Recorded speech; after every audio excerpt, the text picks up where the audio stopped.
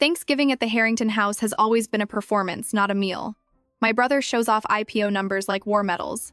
My sister drops Ivy League partners into every sentence. And my parents? They sit like royalty, passing judgment with a tilt of the head and a barely audible sigh.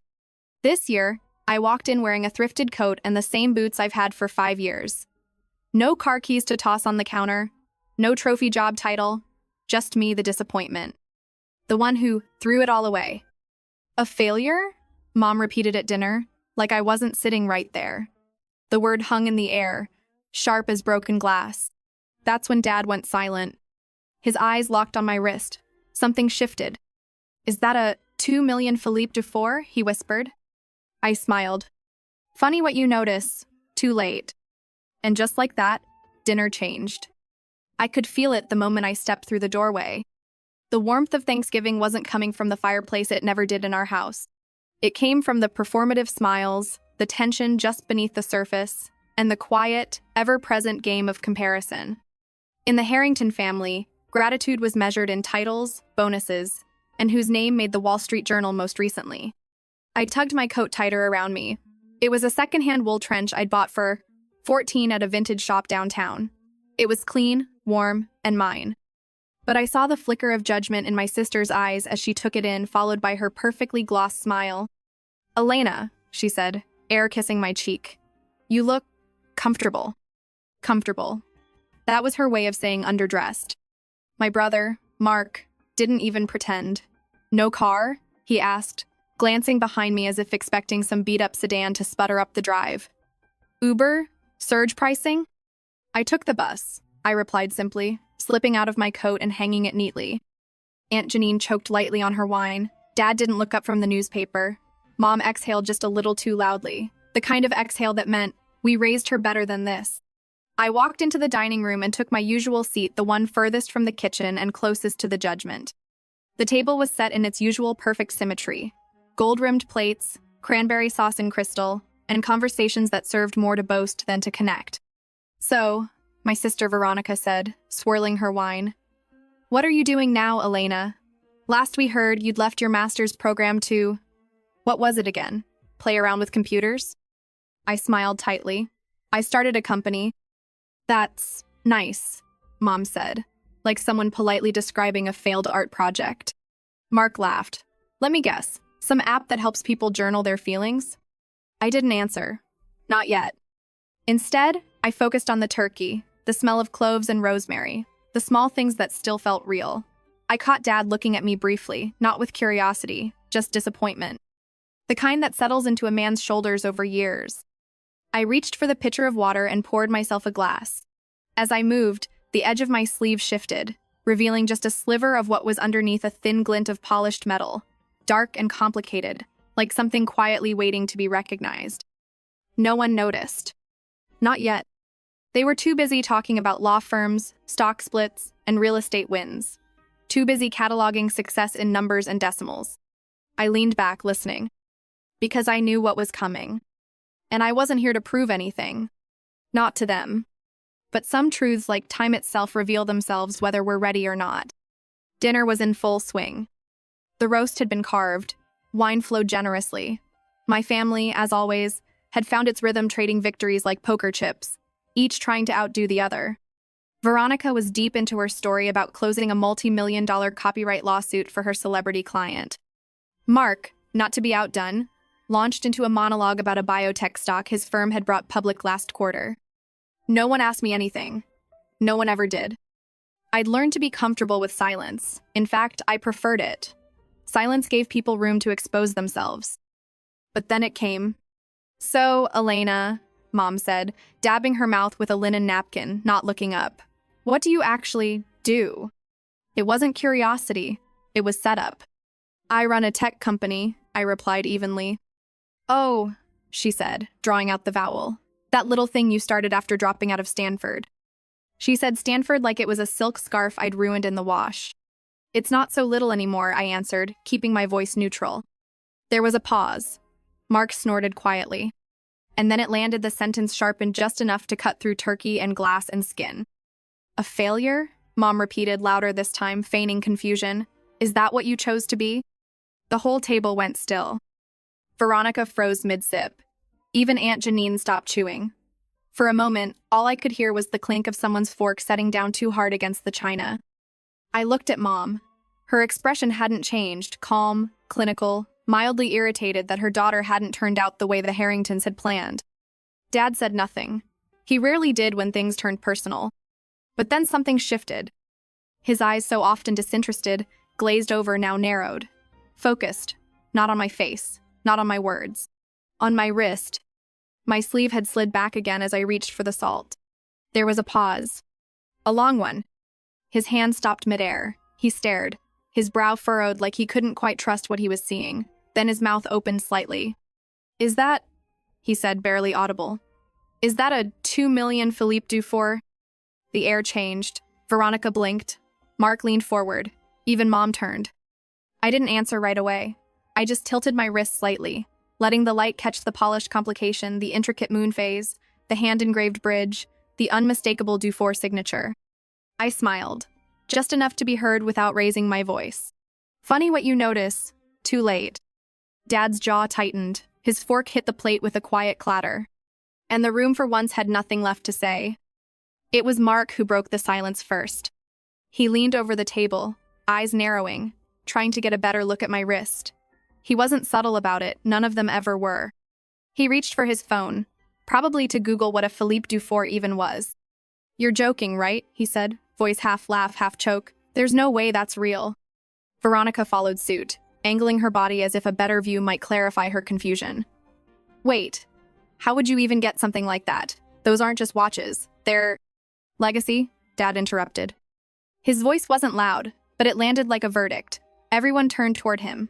He was still staring at the watch, not with judgment this time, not even with pride, with memory. "There are only 16 of those in existence," he said slowly, as if recalling something from a life long buried. "Dufour doesn't make them anymore. Not like that. And even if he did, it wouldn't end up here. Here, meaning with me." I didn't flinch. "It was at auction last year," I said. "Geneva." Went quietly, without much press. Dad blinked once. "Christie's?" I nodded. "Anonymous buyer." His hands curled slightly, the way they used to when he was about to deliver a lecture on balance springs or the Geneva seal. For a second, he wasn't the man who barely spoke to me anymore. He was the one who used to let me sit on his lap in his study, explaining the soul of craftsmanship hidden behind dials and bridges. Mark scoffed, still skeptical. "You're saying you spent $2 million on a watch?" "I didn't say what I spent," I said. "You did." I saw his mouth twitch, not with humor, with discomfort. Because what did it mean if the failure at the table had just casually confirmed owning something more valuable than his entire condo? Veronica looked down at her Cartier, then quickly dropped her hand beneath the table. Aunt Janine's voice was thin. "But you took the bus here." "That's right," I said. "Not great for driving when you're on overnight calls with Singapore and Zurich." Mom folded her napkin precisely and set it on her lap, the way she always did when trying to reestablish control. "Elena, this is all very theatrical." Dad shook his head, softly this time. "It's not theater." He glanced at me. His voice dropped. "That piece. It was my dream watch.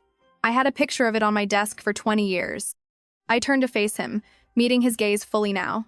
"I know. Why do you think I bought it?" The table fell into silence again, not awkward now, but reverent. Like everyone sensed something had cracked. Something long buried rising quietly to the surface. This wasn't about the watch anymore. It was about what it represented. No one reached for the turkey anymore. No one commented on the wine pairing. The Harringtons had fallen silent, and that alone felt like a minor miracle. Dad was still holding his breath, eyes fixed on the watch as if afraid it might vanish if he blinked. "So," Mark said finally, voice tight, "you bought a $2 million collector's piece? From Stanford dropout money?" There it was again, the jab wrapped in a question. He needed it to make sense, needed to reassert the world as he knew it. "I didn't drop out," I said evenly. "I pivoted." He rolled his eyes. "Into what?" Veronica asked, clearly annoyed now.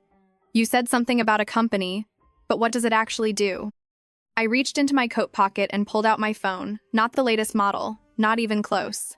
The kind of phone that made people like Veronica smirk. I slid it across the table. That's our latest valuation, I said. Veronica glanced at it, then squinted. Her posture changed. Mark grabbed the phone from her hand. I could see his eyebrows rise, his fingers tightening as he read. Dad looked at me then. Not the way he had at the door, or even 5 minutes ago. This look was deeper, slower. 11.4 billion? Mark breathed. That can't be right. It's already outdated, I replied. We closed another round 2 weeks ago. Veronica leaned forward, voice thin. What kind of company is this? I tilted my head slightly. We build AI-driven financial infrastructure, trading logic, predictive modeling, deep liquidity protocols. Aunt Janine blinked slowly. Is that, like, apps? Not quite, I said. We power the architecture behind about 30% of automated trades across Asia. Silence. Veronica set down her wine. You're that Quantum Arc? Dad's head turned sharply. Quantum Arc? He asked, stunned. That's your company? I smiled gently. The name wasn't random. Veronica looked physically ill. Our firm was just briefed on a compliance audit for a merger involving Quantum Arc. We didn't know the founder's name.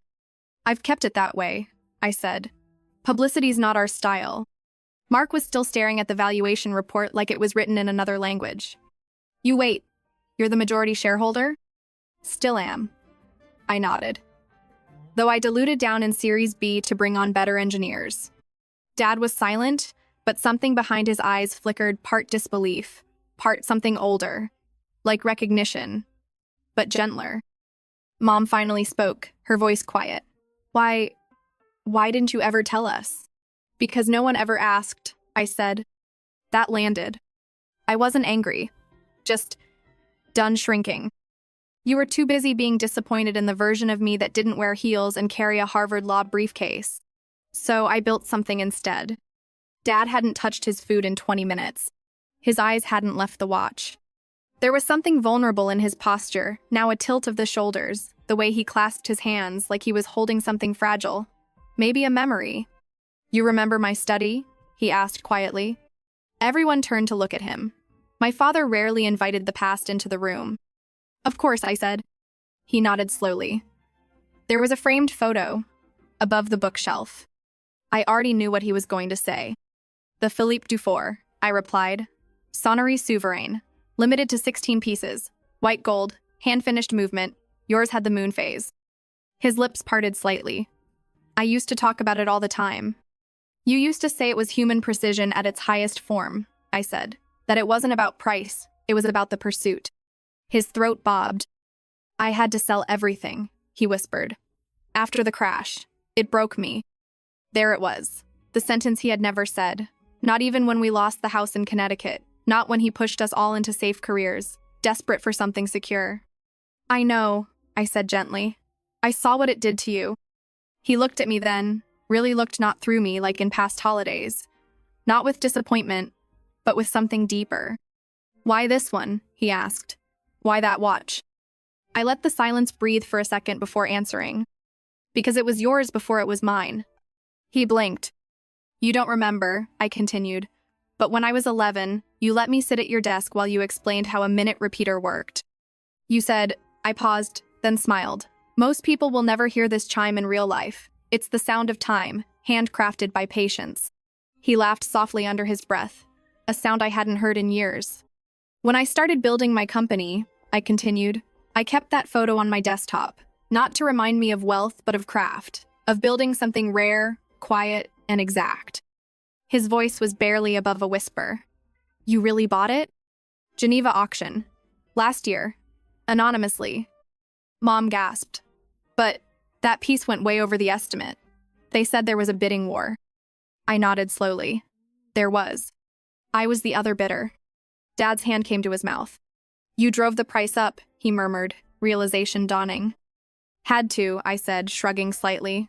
Didn't want anyone else to get it. His shoulders shook slightly, the way a dam trembles before breaking. It wasn't about proving anything, I added. It was about restoring something I thought we'd lost. He covered his face for a second. When he looked back up, his eyes were red. That watch, it was the last piece of the life I let go. I reached across the table and laid my hand over his. Then let's bring it back. I stood up from the table slowly. Every eye in the room followed me, but I only looked at one person. Dad. He hadn't moved, just stared at the watch like it was some kind of holy relic. Not a trophy, not a flex, but something ancient and sacred. Something that belonged in a different lifetime. I reached for the clasp and unbuckled it gently, careful not to smudge the crystal. Here, I said, walking toward him. It was always meant to be yours. He froze. No, he said quickly, backing his chair up slightly. No, I can't. It's too much. Actually, I said, I bought 2. He blinked. You what? 2 Sonneries came up at that auction. Mine's in Singapore. This one's been waiting here, in case you ever remembered. His voice cracked. That's $4 million. About what I earn in interest every month, I said softly. But this, I placed the watch carefully in his hands. This isn't about money. He turned the watch over with trembling fingers. His thumb traced the edge of the bridge like a craftsman feeling the grain of a long-lost tool. You kept the Geneva stripes intact, he murmured. Of course, I said. You always said over-polishing was a crime. The smallest laugh broke through his tears. He looked up at me then, not with pride, not with awe, but with a kind of humbled grief, as if he was seeing not just me, but every version of me he'd overlooked. I tried to protect you, he whispered. After the crash, I thought security was the only thing that mattered. I knelt down beside him, hand resting gently on the edge of his chair. I know, but I wasn't trying to be safe, Dad. I was trying to be precise. He looked at the watch again, then back at me. And you were, he said. You were. Across the table, no one spoke. Veronica had stopped tapping her wine glass. Mark's face was blank, the valuation report still glowing on my phone in front of him. Even Mom had gone still. She leaned forward slightly, voice suddenly small. Why didn't you tell us, Elena? I stood up slowly, glancing across the room. Because I needed to build it without your approval, I said. If I had chased your validation, I would have become another version of what you wanted. I didn't want to inherit your legacy. I wanted to restore it. Her eyes glistened, just for a moment. And then, as if needing to ground herself in something concrete, she asked, Are you seeing anyone? I chuckled gently. I am. That got everyone's attention. She's the head of AI research at MIT, I said. We met at a closed-door policy summit. I was the keynote speaker. Aunt Janine dropped her fork. Veronica sat back, stunned. You're gay? Mark asked, blinking. Yes, I replied. And very happy. Dad exhaled, and I saw it the real shift. Not resistance, not confusion. Just peace. He slid the watch onto his wrist, clicked it shut with a reverence I'd only seen once before the day he'd held me as a baby in the one surviving home video we still had. Still fits, he said. Of course it does, I smiled. It was always meant to. For the first time in years, he reached out and took my hand, no expectations, no disappointment. Just quiet gratitude.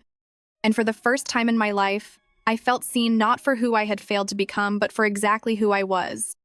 After that, something subtle but irreversible cracked open in the room. It wasn't just the silence, it was the quality of it. Where before it had been sharp, suspicious, poised for judgment, now it was cautious, curious. A silence that measured its own assumptions and came up short. Veronica was the first to pivot, always the quickest to read the room. She cleared her throat and reached for her wine again. Well, she said lightly, forcing a smile. Seems like someone's had quite the year. I didn't respond. I didn't need to. Mark, still staring at the valuation numbers on my phone, finally looked up. His voice was thinner than I'd ever heard it.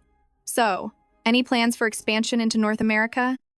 It was almost funny, watching the scramble. The way they tried to reframe me, not as the embarrassment, but as an opportunity. I picked up my phone and locked the screen. We're already there, I said. But I'm not looking for investors right now. Aunt Janine leaned in, her tone shifting from polite to almost reverent. Elena, darling, I have a friend really more of a client who manages venture relationships in Zurich. She'd absolutely love to meet you. Maybe next quarter, I said gently. Q4's already a bit full. Mom sat straighter, folding her napkin again a second time now, like she needed the ritual. Elena, she began, her voice carefully modulated. You know we only pushed you because we believed in your potential. No, I replied calmly. You pushed me because you were afraid of what failure would look like in a family like this. She blinked, but didn't deny it. And then she smiled genuinely, if just for a moment. Well, maybe we underestimated your definition of success. Dad was still examining the watch on his wrist, turning it gently in the light like a man seeing color for the first time. Still fits, he repeated softly. Not just about the watch now, but about something deeper. Veronica leaned in again. So, MIT? Head of AI? Tell us more. I raised an eyebrow. Now you're curious. She held up her hands. What can I say? You're officially the most interesting person at this table. It was meant as a compliment, but I didn't take it. I didn't need it. I hadn't come here to win. I'd come here to reclaim. And for the first time in years, I realized I wasn't on the defensive. I wasn't explaining or justifying. I was just sitting at the same table, but from a different altitude. Let them catch up. Or don't. That part wasn't my problem anymore. Dinner ended not with applause, not with declarations of love or redemption, just soft clinks of silverware and the occasional awkward shuffle of coats. The air had shifted. No one quite knew what to do with me now. I wasn't the same daughter, sister, or niece they'd filed into a neat little box years ago. That version of me didn't fit anymore, and I wasn't about to shrink myself to make them comfortable again. As I stood to leave, Dad walked with me to the front door, the sonnery still glinting on his wrist like it had always belonged there. I watched his fingers brush the edge of the clasp every few seconds, as if needing to confirm it was real. Thank you, he said quietly. Not just for the watch, for remembering who I used to be. I looked up at him. You never stopped being him. You just forgot for a while. He nodded. You remembered enough for both of us. Mom appeared behind him, holding her phone awkwardly. Elena, dear, she started, about that woman you're seeing, the MIT professor. Do you think she might like to join us next year? Maybe, I said, smiling gently. If I'm not in Tokyo. Her eyes widened. Tokyo? We're opening a regional HQ next spring. Outside, the night air was crisp and quiet. A city bus rolled up to the corner like it always did, right on time. Dad glanced at it, then at me. Still taking the bus, huh? It clears my head, I said. And it reminds me I never needed a chauffeur to build an empire. He laughed, this time fully. As I stepped out, he stopped me, hand on my shoulder. You know, he said, I spent years trying to protect you from failure. I know, I replied, but I needed failure, just not yours. We held each other's gaze for one long, honest moment. And then I boarded the bus. There was no press conference waiting, no flashbulbs, no standing ovation, just a quiet seat near the window and the rhythmic hum of movement. I pulled out my phone, the old one, and opened a photo album labeled Dad's Collection. Inside were the watches he'd once loved and lost, one by one, during the crash. I scrolled through them slowly, one masterpiece at a time. I'd already reacquired 3. 13 to go. The city lights passed in streaks, reflections bouncing off the glass. I leaned back and let them blur a billionaire, riding home in silence. Because sometimes the best revenge isn't telling the world you made it. It's using what you've built to restore what should have never been broken. And sometimes, taking the bus doesn't mean you're broke. It means you've learned how to move through the world without needing permission to take up space.